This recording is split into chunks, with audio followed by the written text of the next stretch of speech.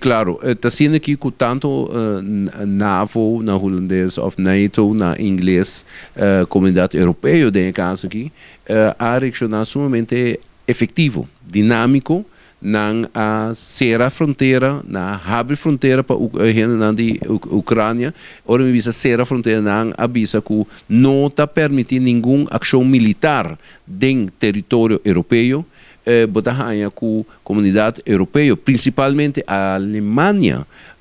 que tem uma política de roupa acaba de não participar de nenhuma guerra, basar arriba na posição que nós tendo em Segunda Guerra Mundial, a expressar na mesa, em 2.1, manda armamento e será ecrante paulatinamente de gás que está suministrar a Alemanha. Botahanha mercadê é caso que a invertir e a passar legislação para mandar 800 milhões de armamento de guerra aqui. O que está passando, sim, está com a Ucrânia que, para de caso que a Europa reconhecer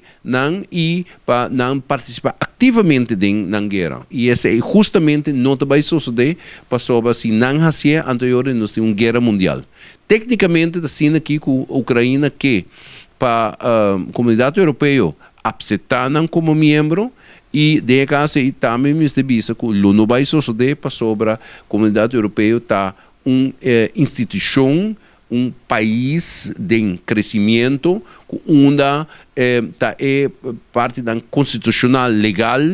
e é parte de organização de governo tá é ênfase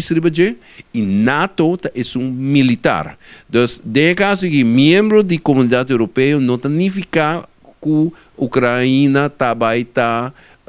proteger.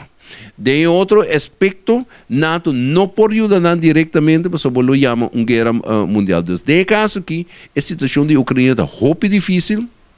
e mestre bisa assim que a coragem do povo a sair de adiante é inspirar o mundo com onda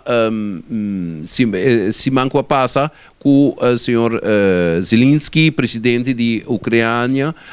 papo com o Senado e Congresso de Merca e pede ajuda militar e financeira e de caso que não responder também.